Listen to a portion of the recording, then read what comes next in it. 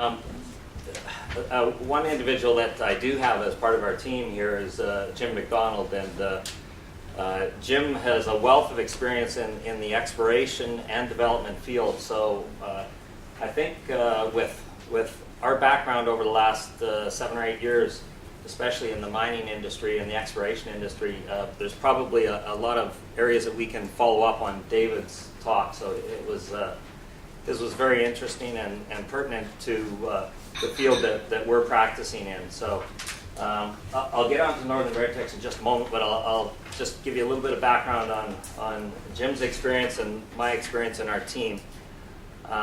Jim's background, he's a geologist, started his career with Noranda back in the 1980s.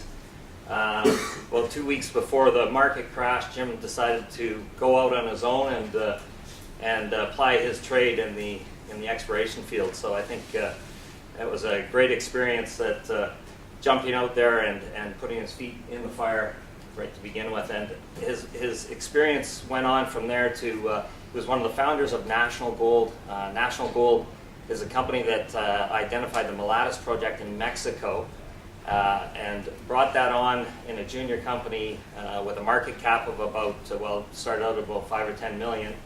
And Jim merged the company together with Alamos Gold, and they took the Mulatos project into production. So that was an experience that Jim had from startup right through to production, and the Alamos now has a market cap of about over $2 billion, and Jim remains on the board and part of their technical committee. So just a wealth of experience that he brings to our team. And I'm going to flip right down. So just a little background with myself. I'm a former investment advisor with a Canadian brokerage firm, and I've founded various junior companies. And Jim and I joined forces in about 2003 to found Kootenay Gold, which is now Kootenay Silver, and it focuses down in Mexico and is developing a silver resource. We were also founders of Northern Vertex, and Northern Vertex is focused on the U.S. marketplace, and its mandate was to go after advanced projects. So with our experience over the last 7 years especially, it sort of follows up on David's talk about the exploration sector and more advanced development projects. And what we've seen with Kootenay Silver is we started this company as a project generator. We've staked hundreds of properties in Canada and Mexico, and specifically now we have about 30 properties that we farm out to other junior companies. So those junior companies are spending money on our properties. But we've also, in parallel to that, been advancing a silver project which has a significant resource in Mexico. So we've had a chance to see the startup side and the more development field. And what we've seen over the last few years is that the money is flowing towards the development projects and near production scenarios. And that is why we started up Northern Vertex. Really, it was a shell company for the last 4 years, but in the last year, we acquired 2 advanced projects with historic resources in the ground. And we acquired these ounces in the ground for under $20 an ounce in the ground. And we've been exploring and confirming these resources, bringing them to the standards of 43101 standards, which then adds value for our shareholders. We've seen that the money is available. In the last 9 months, we raised $17 million for this startup venture, and we're actively drilling on these projects. So we have, and I'll flip through. I'm kind of a little bit scattered, but it was quite interesting to listen to David's talk, and it seemed a lot of the areas that he covered is exactly what we've been experiencing here over the last 5 years, especially with Kootenay Silver.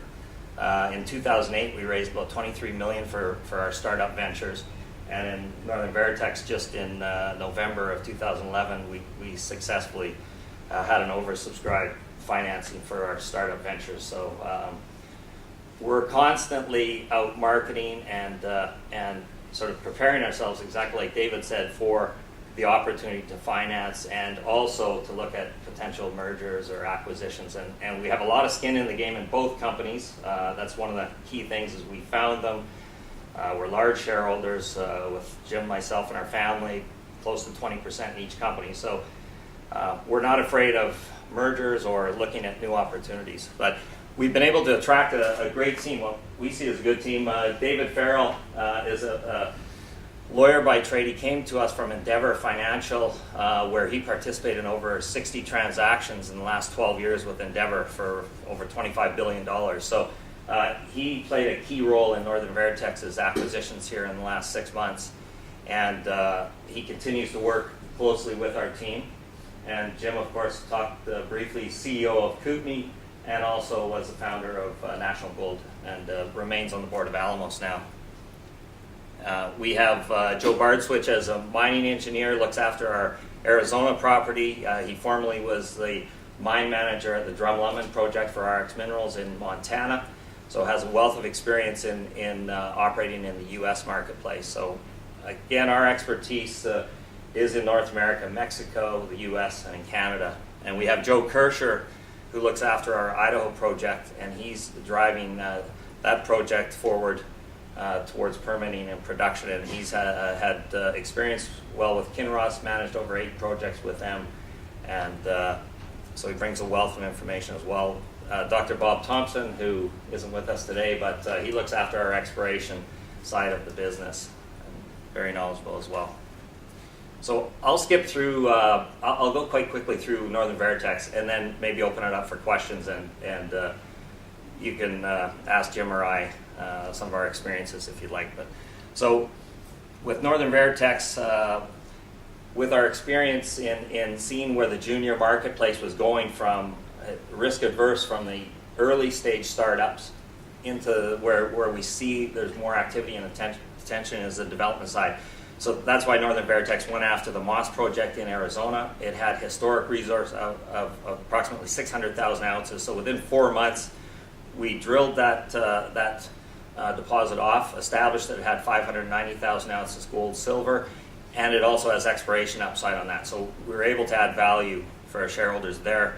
And we're doing the same with our project in Idaho. It has 1.2 million ounces historic in nature, and we'll bring that up to the 43-101 standards.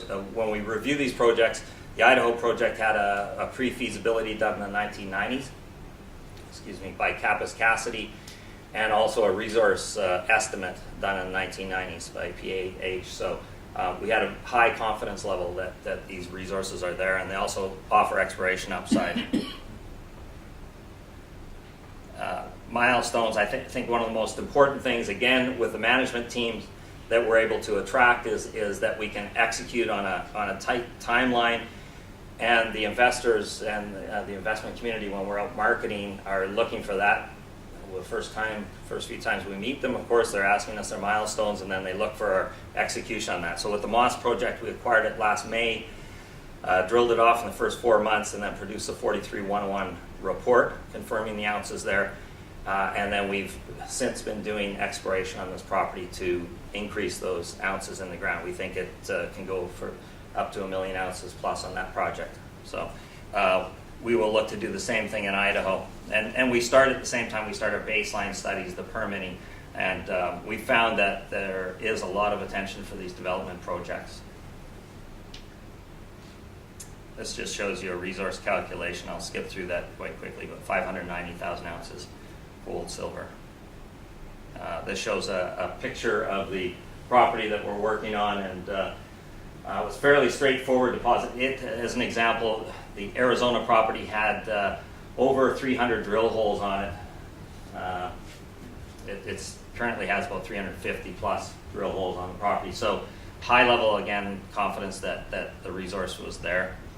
And one other reason why we focus on the U.S. is, of course, high unemployment. They're very open to mining projects, and we feel there's no better time to be permitting in the States than now. So again, it covers the 2 projects in Idaho. We had, this property was brought to us. It basically had 4 different landowners, so we were able to consolidate 4 separate land positions. Humana had one of the land positions and 3 private landholders, and this was an area that David Farrell played a key role in understanding what it took to get a deal done with these various landholders. And again, on the technical side, it had a pre-feasibility report done in the 90s, and a resource report as well. So these were information that were prior to the 43-101 standard. So really, we look at that as an advantage because we can acquire these properties for fairly inexpensive costs, and it's primarily the negotiations that are consuming and the hurdle. It's just a picture of the topography down in Idaho, and former placer mining in the area. Most of the creeks in the area have all been placer mined, and lots of tailings. And Idaho has had a history of mining on their state flag. It's mining and farming that are highlighted. So unemployment down. We were just down there a couple weeks ago, and about every third or fourth store on the main streets are boarded up. So these people are really interested in having activity and welcome us with our exploration program there, a development program. This is a cross-section from one of the resource reports. In Idaho, this property had over 160,000 feet of drilling. So we have one drill rig started up on March 15th. We have a second drill rig joining it here in the next week, and we'll drill off about 10,000 meters and then look to produce a 43-101 report. Just a picture of the drill rig and our assays. We finished about 5 holes on that property and have sent off the first couple holes for assay. Timeline, once again, in Arizona, we executed within about 6 months to produce that 43-101. In Idaho, we'll do the same thing. We started baseline studies, water testing, and all the necessary steps to advance the permitting. This is a slide that we show, and we have shown when we were out marketing.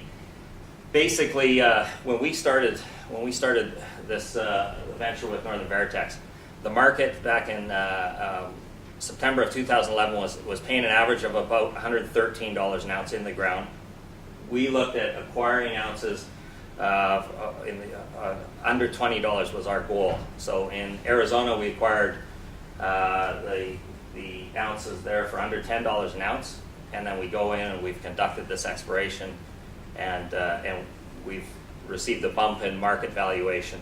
The markets currently are in the last few months here, it dropped to about $90, and it's probably gone a little lower than that now. And some companies are being rewarded with higher valuation, some lower, depending on jurisdiction, political risk, and various activities. But that's been the business model: is go after these historic ounces and drill them off, bring them to today's standards, and continue to have exploration upside on the properties. So Northern Vertex shares outstanding 45 million, fully diluted 54 million, with a market cap around 50 million. This has just been sort of a brief overview of Northern Vertex, but we also have Kootenay Silver, which Jim is the CEO of, and as I mentioned, Kootenay's been in the marketplace, publicly listed, for about the last 7 years, developing a resource in Mexico. And Kootenay, over the last 4 years, has developed this resource, grown it into the space where Northern Vertex sort of leapfrogged into it here over the last 9 months. But we have over 10 joint ventures with other juniors working on the Kootenay properties, and we see how difficult it is for them to finance. And David's comments about windows being opened is certainly true. That's what we're out marketing on a continuous basis. We're based out of Calgary and Vancouver, and we're in Toronto every other month, and in Europe 3 or 4 times a year. And we have a large shareholder base, especially out of Switzerland. And we see those windows open up, and right now it's closed, but that can change in a week or two. So with that, I'll open it up if there's any questions for Jim or myself. Thank you.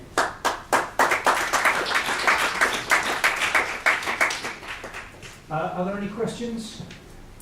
I have one very, very quick question to get started off, and that is, you must have taken a view on the long-term trends in the gold price. What is your view on that? And also, do you have any early indications as to what your costs getting the stuff out of the ground is going to be? Okay, I'll pass it over, since I've done all the talking. I'll pass it over to Jim to let him. Would you mind coming? Yeah, sure. Thank you. give you his view. The question of the gold price, precious metal price, we're quite bullish on that trend. I think the fundamentals are solidly established that the precious metal prices are going to continue an upward trend, and for some time. And it's going to, for quite some time, because of the condition of the financial markets and the fact that the U.S. Treasury is continuing to print money. I was in Toronto 2 weeks ago talking to some bond traders out of RBC, and they said there are no foreigners buying U.S. Treasuries currently. So that means the U.S. government is literally printing money for their Treasury issues. So that's going to have a very powerful upward force on the price of gold and silver. As for costs of these operations here, we're in the process of confirmation drilling and just entering into pre-feasibility work, so it's a bit premature for us to be able to estimate that. We do know that these operations are heap leach open pits, so relatively speaking would be on the low cost type production. That's about all I can state to that at this point in time with where we are with the development. Mm-hmm. Yes, please give us your name and company. Okay, Natalia Zatovaldish, Oracle, Independent Research. Just wondering, so can you estimate what is your kind of cash burning rate? Just how much you obviously burn every month, let's say? Yeah, well, while we're drilling now, the burn rate's about 400,000 a month. 400. Yeah. And what is your estimation when you think it would be? Because you said this is a kind of near production and more advanced development. So just when you would estimate when you would be kind of be able to start produce, basically. It's the first project that could go into production here is the Moss project in Arizona, and you'd be looking at a time frame there of 18 to 24 months. 18 to. Yeah. Thank you. Unless you started shipping ore to facilities Well, nearby. there's opportunities to be in production earlier by utilizing existing mill sites off our site, so toll mill. But the one which gave is just the maximum. The latest date. That's 18 to 24 months is what we think is reasonable time frame for developing the processing facilities on site. Oh, but this actually, how just obviously how far is infrastructure? How would be cash intensive it will be to actually build a new infrastructure as well. Yeah, a heap leach operation on that project would be in the order of probably 30 million on a modest scale project. The infrastructure is excellent. So you already have some obviously. This is in an old mining district. Okay. Yeah. Thank you. Okay, any other questions? Yes, please give us your name and company. Morning, Ken, Jim. I'm Paul Rickman, DSA Capital. I was wondering what your experience is in the past year and what you're planning for going forward concerning your exploration cost inflation out there. Exploration cost inflation. Seen cost inflation in price of in drilling quotes, and that's a variable that fluctuates basically with demand more than anything. We've been able to maintain some pretty good low rates, especially in Mexico with Kootenai Silver. We have a long-term contract there. In the U.S., the prices are and have traditionally been a little higher. I'd say over the last, from 2009 till now, we've seen a price inflation of about 15%. With the current demand, I don't see that changing very much. Still getting quotes less than what we were seeing in 2007. Okay, any other questions? Well, you gentlemen are going to be around at the coffee break, so I guess if anybody else has a direct question they'd like to put, you'd be happy to take that. Sure, we've got Missy Mogden at the back there too that can answer any questions. She'll be here all day, and Jim and I will be off in the corner there, or the booth, yeah. Okay, so Ken Thank and Jim, thank you both very much indeed. Thank you. All right, thanks.